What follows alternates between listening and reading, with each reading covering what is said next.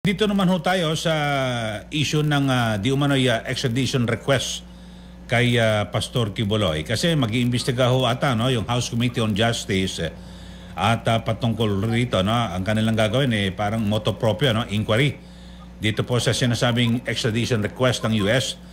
At unang-una, meron ho ba talagang extradition request, Attorney? Wala kaming alam dyan na nagsabi na ako noon. Wala akong kinalaman. Wala kaming natanggap ng mga extradition request. Supposedly, hindi kami na-furnish.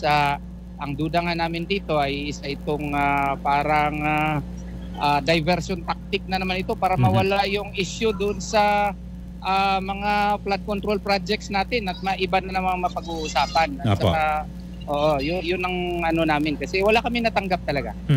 So wala ho itong katotohanan pero hindi ko alam kung walang katotohanan. So sa inyo pong panig, wala ho kayo natanggap na impormasyon. Ayun.